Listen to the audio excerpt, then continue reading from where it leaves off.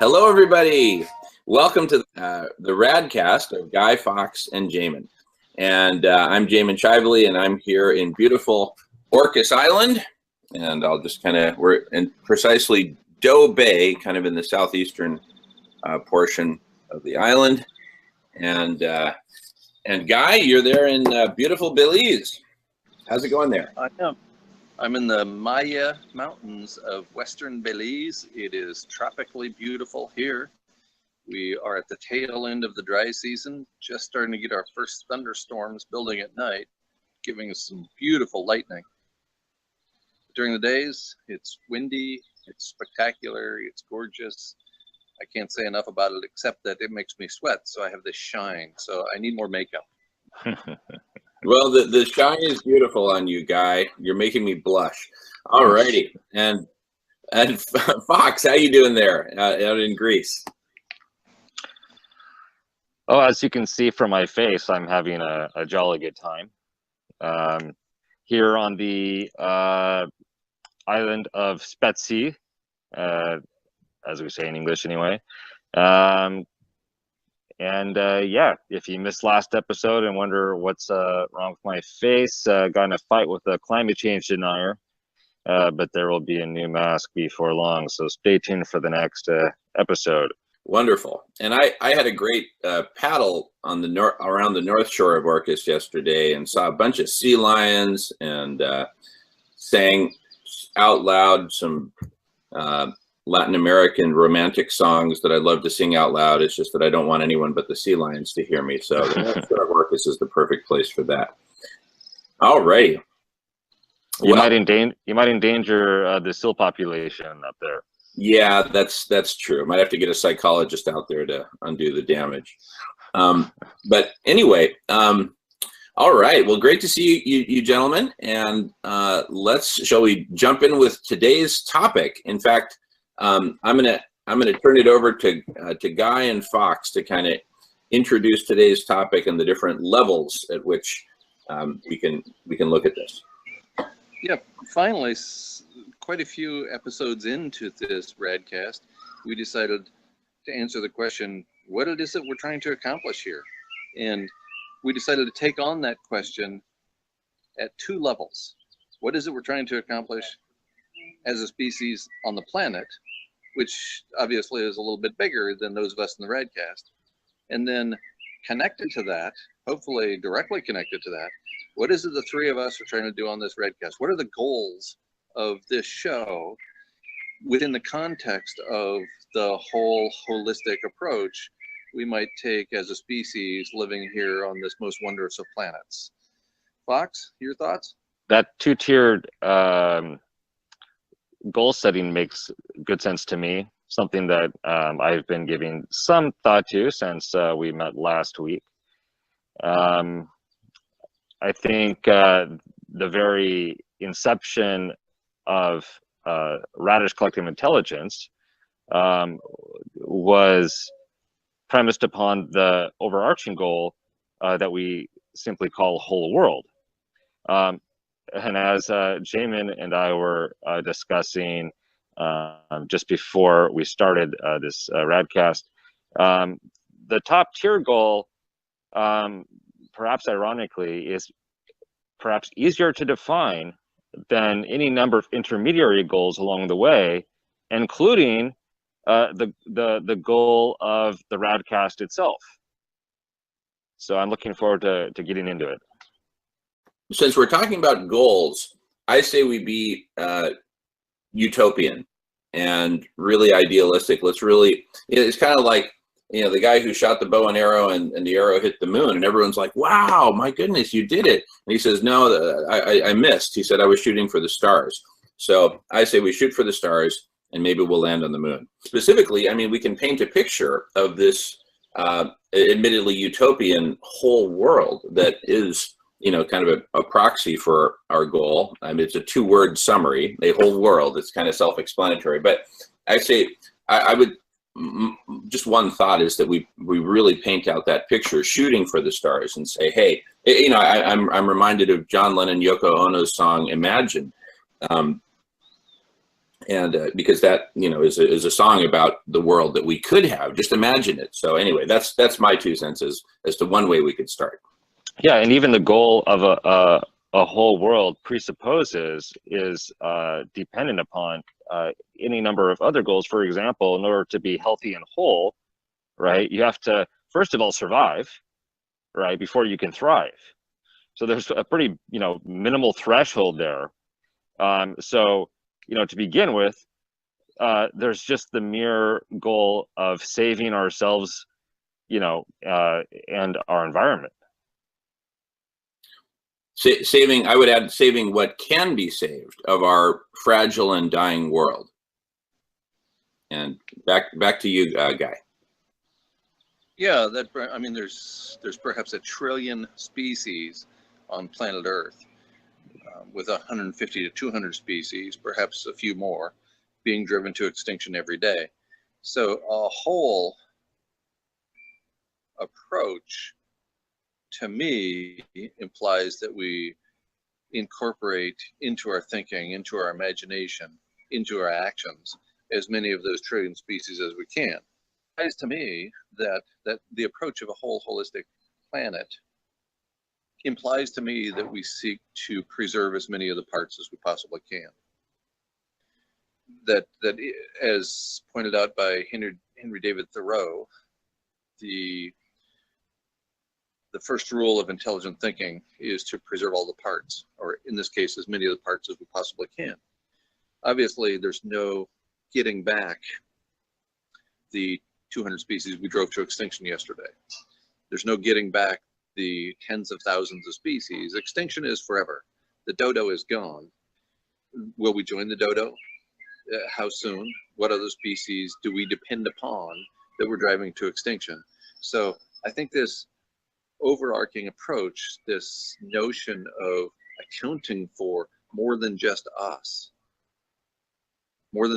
three, and more than just us within the relatively privileged Caucasian male world, more than just us as a species, is something we need to not only think about, but to imagine and to imagine broadly, in the spirit of the John Lennon Yoko Ono song you mentioned to kick off the show. It's a holistic approach, and we can never underestimate each and every part, because of the complexity involved. I mean, one, they have value in and of themselves. I think very few people, you know, would disagree with that, you know, oh, well, who cares about those 200 species, right? Or the dodo bird. They have value in and of themselves. And in addition to that, because we're dealing with complex systems here, every part is so important in the world in which we live. So it sounds like what we're saying is, at a minimum, we're trying to preserve what we have to the best of our ability. And perhaps in a way that's enough to focus on. However, to put it in context, you know, going back to Jamen's question, you know, what would a utopian, what would utopia look like? Well, not only would, you know, we as a species and, you know, the other species survive, but we would be healthy and whole. You know, we would be happy. We wouldn't be living with this scarce mentality, but an abundance mentality, that sort of thing.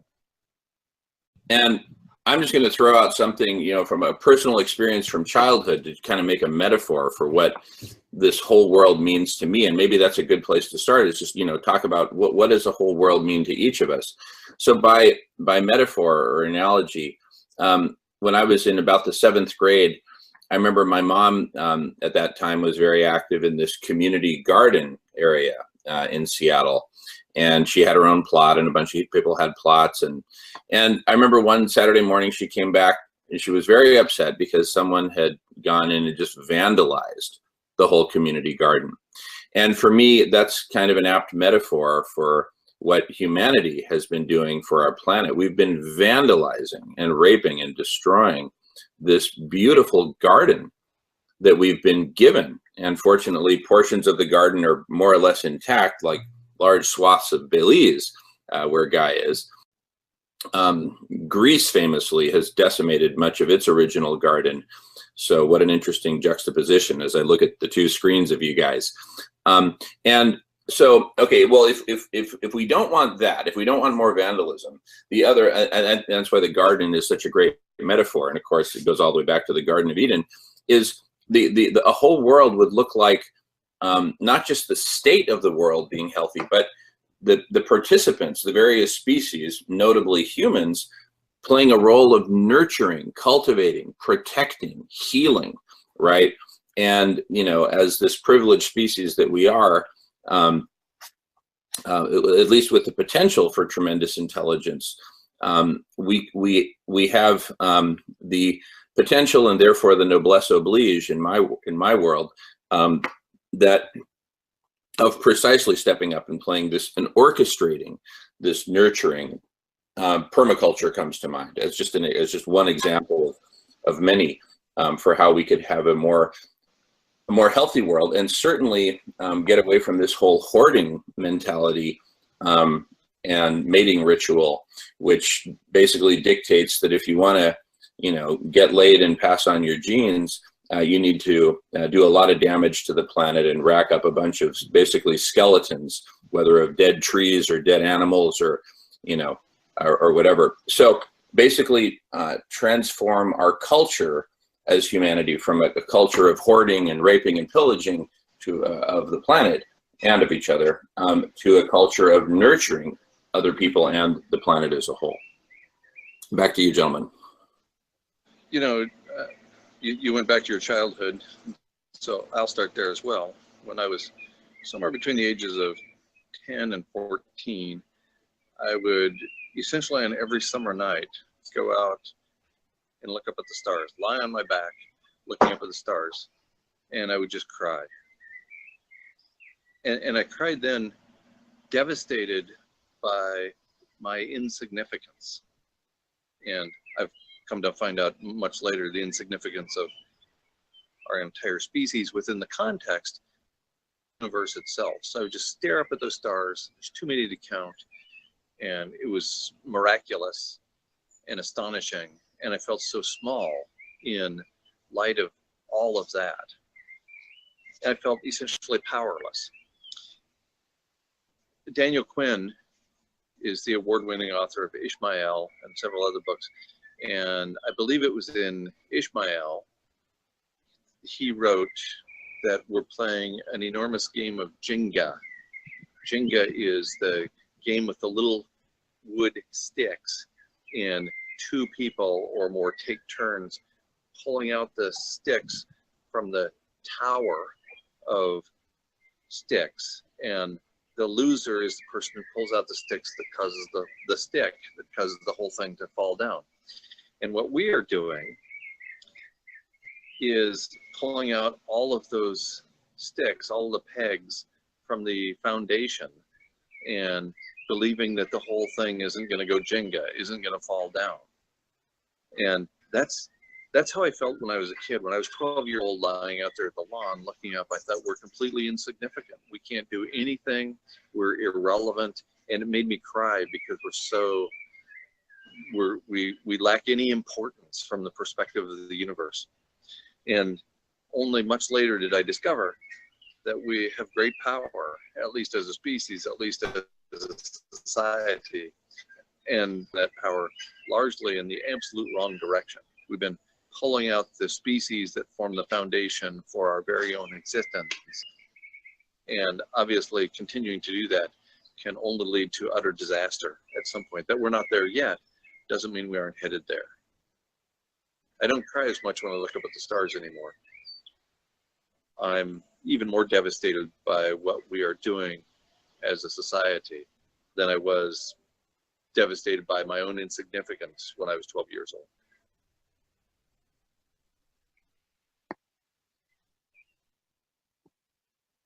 Wow. Thank you. Thank you. With the Jenga thing, you know, whereas we're pulling out all these sticks and wondering why, you know, the cathedral hasn't collapsed on our heads yet, you know, reversing the direction of the motor would mean I did my undergraduate in civil engineering, and so as a civil engineer, I want to rebuild and support and buttress this fragile tower before it all collapses on our heads. Yeah, it reminds me of a Humpty Dumpty, right? Can't put him back together again. And also the hubris that we talked about on last week's episode, where there's sort of this contradiction where on the one hand, we see ourselves as, you know, masters of the universe, sending people to Mars or whatever it is, you know, but on the other hand, it's precisely keeping that hubris in check that we can save our own skin along with, you know, those of other species, precisely because we depend upon them, right? And there is that point of no return, you know, at least for us, and ultimately for the planet. You know, one thing that climate scientists, you know, even the majority of them, and I'm sure Guy will weigh in on this, you know, who have projections that are, you know, much further out, you know, than the ones we're making, is that it's a lot sooner than we thought, right? I mean, everybody's saying, look, we're almost to 2 degrees, you know, maybe it's already too late, or maybe, you know, the bottom line is we have to act now, precisely because of the point of no return, right? The point where we cry, you know, Jenga or Humpty Dumpty, you know, takes a great fall. You know, that my mention of Daniel Quinn tied to Jamin's mention of the garden reminds me that an analogy Quinn used was the fall from grace being the fall from gardening to farming, to industrial scale of growing food, to growing the grains that have been used to support every civilization so far. And so that fall from grace happened several thousand years ago when the planetary temperature stabilized at a temperature about 1.5 degrees Celsius above ice age. So only 13.5 degrees Celsius. Planet stabilized at that point, allowed us to grow grains. And then, whereas no civilization had appeared before in the first 2.8 million years of the genus Homo, suddenly civilizations were popping up like trolls on YouTube. They were everywhere because of that relatively cool, stable climate. And thus, according to Quinn, and it makes a lot of sense to me, the fall from grace, the fall from gardening, from hunting, from gathering, from treating our planet and our planetary neighbors with respect, to treating our planetary neighbors as resources to be mined for power, for position, for money. And I think that succinctly describes where we find ourselves today, is in that awkward position of having monetized and turned into a resource essentially everything on the planet. Instead of treating other organisms as relatives, as relations, we treat them as resources. And of course, what would you expect? You couldn't expect anything other than where we're at, which is utter catastrophe. Very well said. Very well said. And before we get back to you, Fawkes, I just want to build on what Guy just said and mention that in the context of our planetary goals, there's 2 goals that come to mind that are related to the garden metaphor. One is that we go from being, you know, destroyers to nurturers, to gardeners, to focus on gardening. We specifically as humanity, with all this potential that we have and information and potential for intelligence. And the other goal, the other level of goal would then be that we use this gardening and this rediscovered capacity as gardeners to transform our planet into this thriving, beautiful, healthy, whole garden. So the two goals at the planetary level that I'm thinking that are really present for me are gardening and garden. Let's become gardeners and do some gardening so that we can turn our world into this beautiful garden that it has the potential to be. And both of those sub goals are at the level of our planetary goals. We still haven't talked about the goals of the show. Maybe we talk about that on the next episode, or maybe this one. But in either case, back to you, gentlemen. Well, that reminds me of what you just said about gardening, Jamin, which I'll just point out before I mention this. It comes from Persian, the Persian word paradise, right? From which we get our word paradise. And in the book Finite and Infinite Games by James Carse, he talks about, the difference between a finite game where the point of the game is to eliminate the opponent, right? Versus an infinite game where you're trying to keep the other players in play. And as he nears the end of the book, he talks about gardening as an infinite game, what he calls a horizontal activity, one in which your goal is simply the spontaneous cultivation, right, of the various plants, and that in fact represents a stark contrast to the machine, which he describes as the finite game of control. Because the seeds of life, have power within themselves, right? They need to be, in a sense, cultivated but not controlled. And so I think it really represents a new way of thinking, to think of ourselves, to shift our own paradigm by taking on the identity of a gardener. So I think that's something profound, especially when we consider that the word paradise comes from the Persian word for garden. Excellent point. It's such a pleasure to interact with people who are liberally educated. And by liberally, I mean, in the historical sense, broadly educated. People who have knowledge of more than a single field, who are not stuck in an academic silo to make connections between the language we use, the applicational language, and where we're at, where we are as a species, where we are as a society, where we are as a culture. So thanks for bringing in those connections, Fawkes. That was beautifully done. Thank you. I second the thanks. There's also the sense of fragmentation in modern society, as we talk about the evolution of civilization. Going back to the point, Guy, you were making earlier, perhaps it came out of Ishmael, the fall, into agriculture, the agricultural revolution, the Neolithic, right?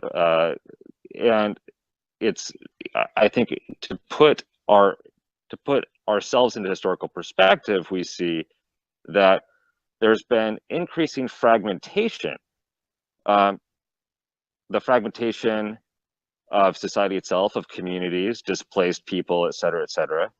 Of course, also driven in large part, by environmental devastation, but also the fragmentation of knowledge, the way that things are so specialized that it's hard to get a glimpse of the whole. And so I think all of that plays a part in what we mean by whole world. I couldn't agree more. We in this set of living arrangements, whatever you want to call it, in this society, we become, for the most part, most people are rewarded to an increasing extent based upon their vast knowledge of a field that it becomes narrower and narrower over time. So you become a specialist, and therefore you become the go-to person in a particular specialty. it wasn't that long ago that everybody, essentially everybody on the planet, knew how to do a whole bunch of different things. Right? They knew how to grow food. They knew where to find the water they needed to drink. They knew how to keep themselves warm at night and cool during the day. Just everybody grew up knowing those things because that was part of their culture, part of their society.